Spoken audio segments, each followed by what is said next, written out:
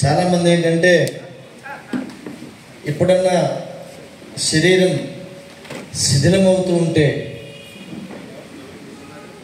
మనిషి మనసు కూడా శిథిలావస్థలోకి వెళ్ళిపోతాడు.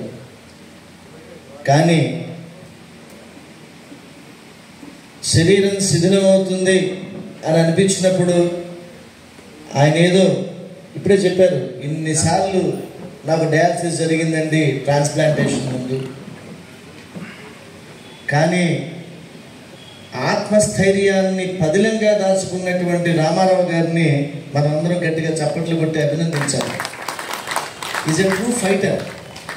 నేను వారితో భీమవరంలో పాలకుల్లో కొన్నిసార్లు కలిశాను, కానీ ఎక్కువసేపు వారితోటి సంభాషించేటువంటి అవకాశం దొరకలేదు. నాకు వారంటే అపారమైనటువంటి గౌరవము, అభిమానం. ఎవరైతే ఇలాగ కార్యక్రమాలని హత్తుకుని, ఒకప్పుడైతే మనకి శ్రీకృష్ణదేవరాయలు అటువంటి మహానుభావులు ఉండేవారు. ఇవాళ మనకి మన ప్రత్యక్ష జీవితంలో, వర్తమానంలో మనకి ఎవరన్నా శ్రీకృష్ణదేవరాయలు, రాజరాజ నరేంద్రుడు అంటే ఇటువంటి రామారావు గారు లాంటి వాళ్ళే మనకి వాళ్ళ సమకాలీన ప్రపంచంలో. ద్వారకానాథు నాకు అన్నయ్య, నాకన్నా వయసులో పెద్ద. చిన్నప్పుడు నన్ను ఎత్తుకున్నటువంటి వ్యక్తి. మా అమ్మగారు మా నాన్నగారి దగ్గర పెరిగిన వ్యక్తి. ఆ కుటుంబం అంటే మాకు చాలా ఇష్టం.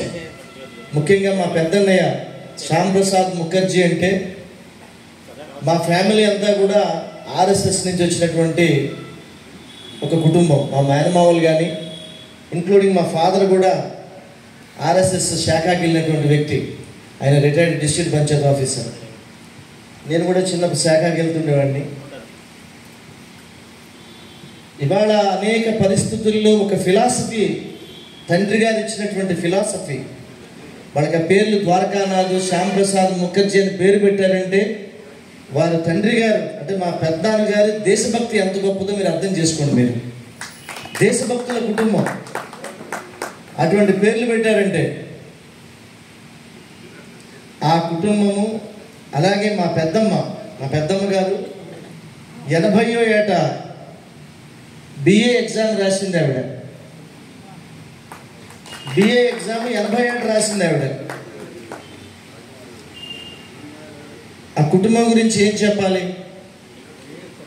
మీరందరూ కూడా మా అన్నయ్యని పొగుడుతుంటే నాకు చాలా సంతోషంగా ఉంది. ఎవరన్నా ఒక పేదవాడు వెళ్ళి నేను కోర్టుకు వెళ్ళానండి, నాకు మీరు హెల్ప్ చేయండి అంటే పేదవాడి పక్షాన ఉండేటువంటి న్యాయవాది మా ద్వారకానాథ్ అని మీరందరూ చెప్తుంటే నాకు చాలా ఆనందంగా ఉంది. వాళ్ళ నాన్నగారు కోరుకున్నది ఇదే, భక్తితోటి ఉండడం అనేది.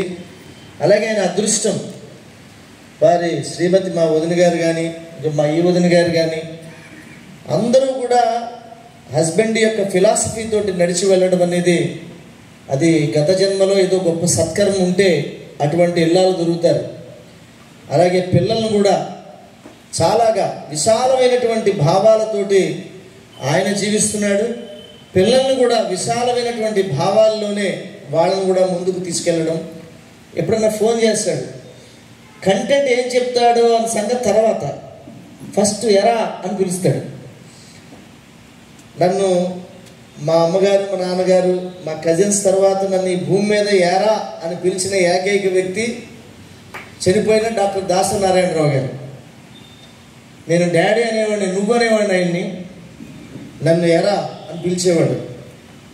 వాళ్ళ మేనల్లుడు నాకు డ్రామాలు డైరెక్ట్ చేసినటువంటిది. ఇది చాలా స్ఫూర్తిదాయకమైనటువంటి ఫ్యామిలీ. ఆ స్ఫూర్తిదాయకమైనటువంటి ఫ్యామిలీలోంచి వచ్చినటువంటి అన్నయ్య నాకు ఫోన్ చేసి, ఎరా ఇలా రామారావు గారు నాకు ఉగాది పురస్కారం ఇస్తున్నారు, నువ్వు రాగలవా అని అడిగాడు. కానీ నిజానికి ఉదయం విజయవాడలో నాకు ప్రోగ్రాం ఉంది, ఉగాది కార్యక్రమం విజయ మిల్క్ డైరీలో. సాయంత్రం అనపర్తిలో నా కచేరీ ఉంది ఇవాళ.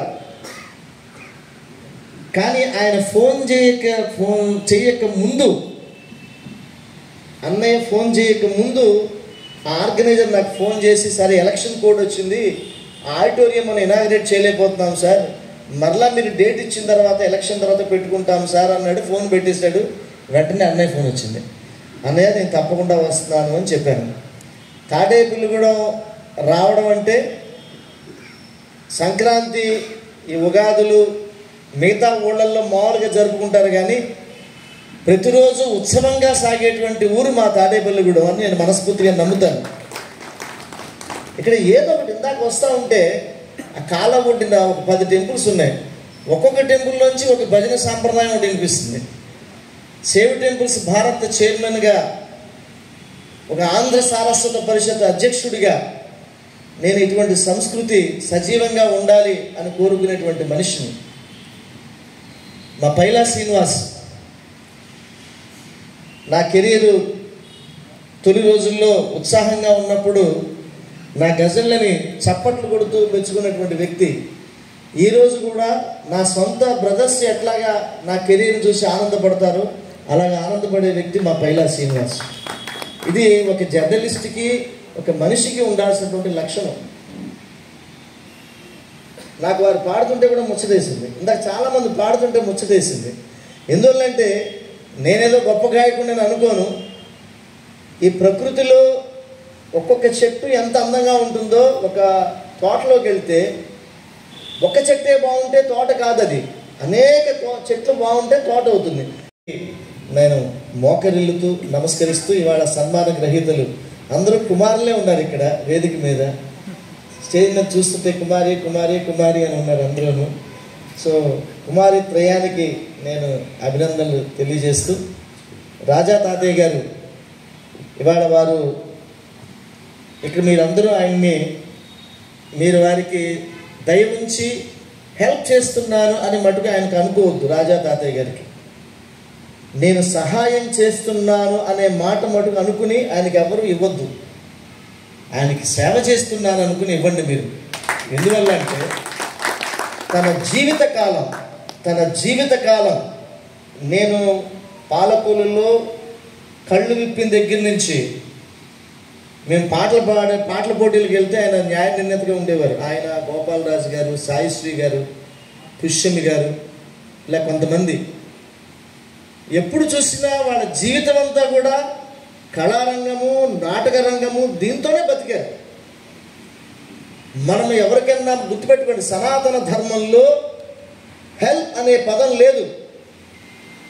వెస్టర్న్ ఫిలాసఫీలో ఉంది హెల్ప్ అనే పదం. సరిపించింది.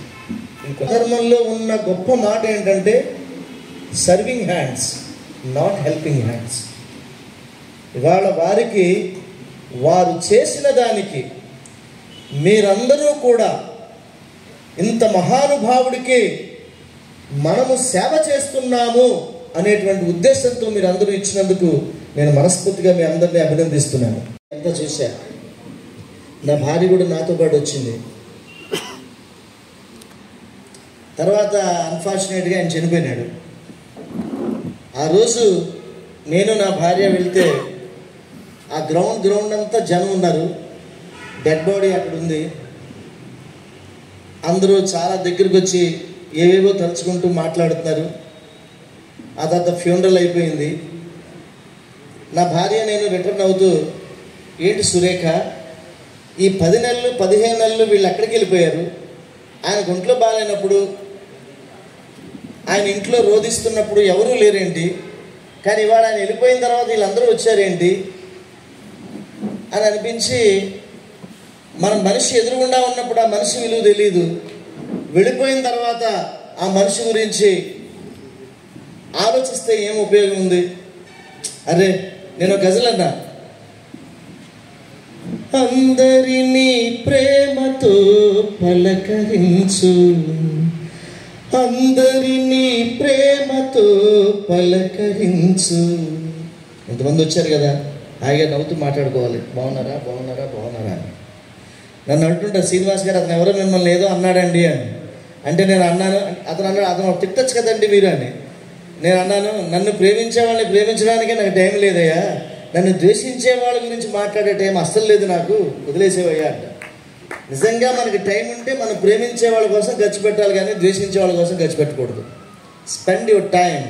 మీకోసం ఆలోచించే వాళ్ళు చాలామంది ఉన్నారు. వాళ్ళ కోసం ఆలోచించండి.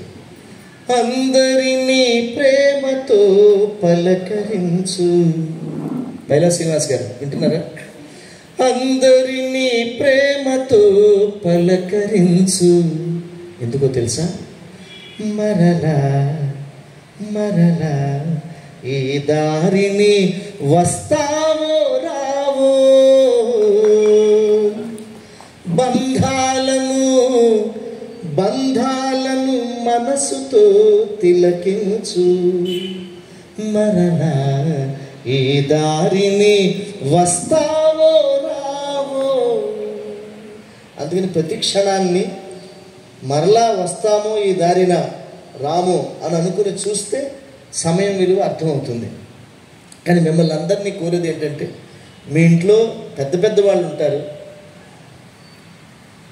మీరు ఫ్రిడ్జ్ రోజుకి 50 సార్లు తెరుస్తారు, కానీ ముసలి వాళ్ళు ఉన్నటువంటి గది తలుపులు ఒకసారి కూడా తెరవరు.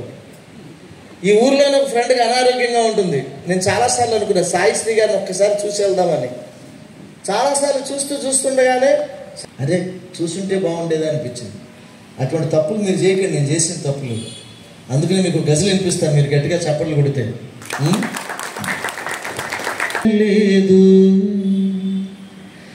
మనసు పెట్టి చూడలేదు, మనిషి బ్రతికి ఉన్నప్పుడు ప్రేమ పోచి ఇవ్వలేదు. మనిషి బ్రతికి ఉన్నప్పుడు మనసు పెట్టి చూడలేదు, మనిషి బ్రతికి ఉన్నప్పుడు ఊరవుతా వస్తారట కడసారిగా చూడాలని. ఊరవుతా వస్తారట కడసారిగా చూడాలని. కానీ మనసు పెట్టి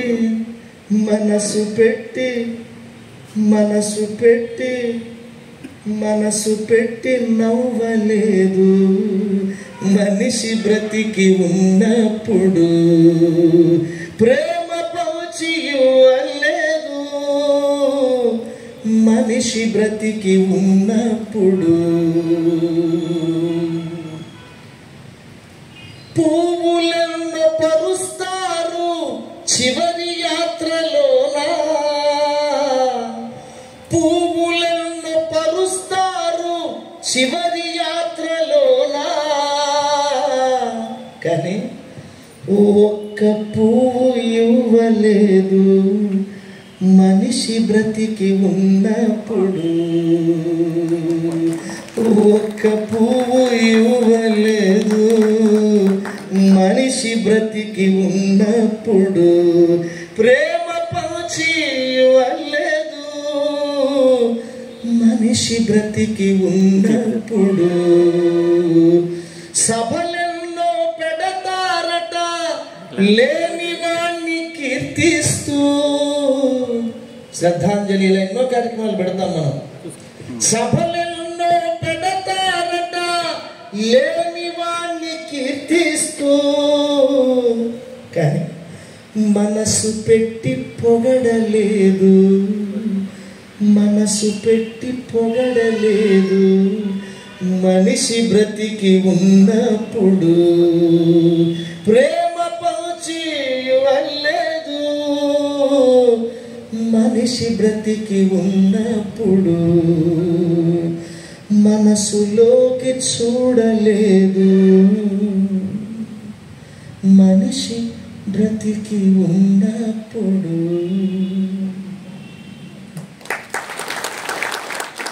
ఇదేంటి ఉగాది రోజున ఈ పాట చెప్పాడంటే మీరు అనుకోవచ్చు, ఒక గొప్ప ఆలోచన రావడమే యుగాది, వెళ్ళడమే జీవితం. లతా మంగేష్కర్ అంది, మీరు ఎవరు, there is no perfect singer. మేమందరం కూడా తప్పులు చేసి ఎలా పాడాలా అని ట్రై చేస్తాము. అలాగే జీవితంలో వీఆర్ నాట్ సిన్నర్స్. మనం పాపిస్తోళ్ళం కాదు, తప్పులు అందరూ చేస్తాము. కానీ ఈ సెన్సిటివ్ ఇష్యూస్ ఉంటాయి. ఇప్పుడు చూడండి, ఎవరినో కలవాలనుకుంటున్నామా, కలవకుండా వెళ్ళిపోతాము. ఆ ఇల్లు దాటి అటువంటివి తర్వాత మనసుకి శరాఘాతంలాగా తగులుతారే, ఎల్లుంటే బాగుండేది అదే అనిపిస్తుంది. కాబట్టి మీ చుట్టుపక్కల ఉన్నటువంటి తల్లిదండ్రులు కావచ్చు, అమ్మమ్మలు, తాతయ్యలు, మిత్రులు, చుట్టాలు, బంధువులు ఎంతోమంది ఉంటారు. మిత్రులు మిమ్మల్ని కావాలని కోరుకునేవాళ్ళు, మిమ్మల్ని పలకరించడానికి సాహసించని వాళ్ళందరినీ వెళ్ళి ఈ ఉగాది నాంచి అయినా సరే ఒక్కసారి వెళ్ళి పలకరించొద్దాంరా. ఎందువల్ల అంటే మరలా ఈ దారిన వస్తానో రాను అనుకున్నప్పుడు మనలో తత్వజ్ఞత, ఆత్మజ్ఞత ఇవన్నీ కూడా మనలో వస్తాయని నేను మనస్ఫూర్తిగా నమ్ముతూ ఇవాళ లబ్ధ ప్రతిష్ఠుల్ని, శబ్ద ప్రతిష్ఠుల్ని మీరు సత్కరించినందుకు మనస్ఫూర్తిగా రామారావు గారిని అభినందిస్తూ ఇక్కడ విచ్చేసిన మీకు, పాత్రికేయ మిత్రులు అందరికీ కూడా మనస్ఫూర్తిగా ధన్యవాదాలు. జై హింద్, జై శ్రీరామ్.